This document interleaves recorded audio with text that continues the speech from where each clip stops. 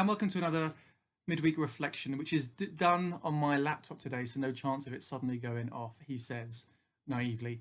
But you find me once again in the St David's Uniting Church office, where once again I have the 18th birthday balloon, or one of the 18th birthday balloons that I blew up for the St David's Uniting Church's 18th birthday, or the anniversary service, the 18th anniversary of the churches coming together, uniting to form St David's Uniting Church. And when I was looking at this last week, I invited you to think back to your 18th birthday. But more generally this week, I was wondering, can you remember what you were doing when you were 18? Where you were living, which home, which place, which country, what you were doing? Were you in work? Were you in school? Were you perhaps even in the forces overseas during the war? Do you remember on your 18th birthday getting any advice? Because generally, the 18th birthday is still considered the marker from childhood to adulthood. Yes, we have 21, key to the door, and increasingly more so today, we have Sweet 16 birthday parties and thousands spent on them, which each to their own.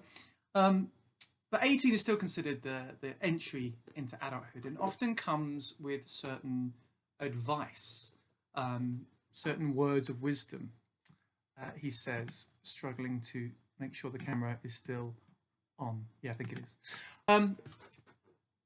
So I can't remember, if I'm honest, going back to my 18th birthday, getting any advice. But I do remember that when I graduated, or when I finished school, we had a leavers do, and a speaker came in and gave us encouragement. Although I think, well, the headmaster's encouragement was, there's Cambridge and Oxford, a few other universities, or the army. That was pretty much what he said to us. But it wasn't that advice I remember from when I was 18, but from a song. Some of you might know of the song Baz Luhrmann's Everyone's Free to Wear Sunscreen. Baz Luhrmann, Australian film director, and he came across the words that an American journalist had written as if to her graduating class, you know, words of encouragement, words of advice as they enter adulthood.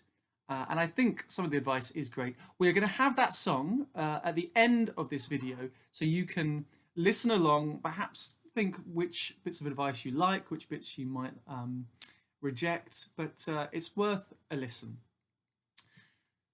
So advice to our 18-year-old selves. Thinking back to what we were like when we were 18, what advice would you have to your 18-year-old self? That's what we're asking for this week. For you to share maybe a sentence or two, advice that you would give to your 18-year-old self. It might be something amusing, like never eat yellow snow. It might be something more meaningful, like I think I'd say to my 18-year-old self, take a breath, take your time. You've got time. Or it could even be something biblical, because of course there's lots of good advice in the Bible. Proverbs is full of advice, and some of it to those coming towards adulthood. For example, Proverbs chapter 3, verses 1 to 4 say, "My child, do not forget my teaching, but let your heart keep my commandments. For length of days and years of life and abundant welfare they will give you. Do not let loyalty and faithfulness forsake you. Bind them around your neck, write them on the tablet of your heart, so you will find favor and good repute in the sight of God and of the people." Advice there from the 3rd chapter of Proverbs. But what advice would you give to your 18-year-old self? That's what I'm asking you to share, and you can share it on the WhatsApp group, the Facebook page, send me an email, and we'll include, unless you say otherwise, or unless I deem them inappropriate to put online, we will share those next week. Advice to your 18-year-old selves. If that doesn't float your boat, if that doesn't get you thinking, and why wouldn't you want to think back to your 18-year-old self and the advice that you would impart from all of your years, then I would like to remind you about last week's challenge, because it's an ongoing one. This is for our digital online Advent calendar. Who knows where we're going to be at Christmas?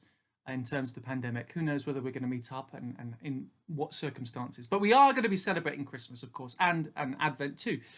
So we have asked you to send in a short video. It could be 30 seconds long, but showing a present, a gift that you've received. You just saying what it is, perhaps who gave it to you on the occasion if you want, but certainly what it is and why you love it. We've already had a few in. Some have been funny and some have been really quite profound. So don't give me that excuse about, oh, I'm not sure how to do a video. I will personally come to your doorstep and record you. Yeah, for most of you. George, if you see this, George and Linda, I'm happy to come out to the Cayman Isles and record you if needed. So, advice to your 18-year-old self and the present video.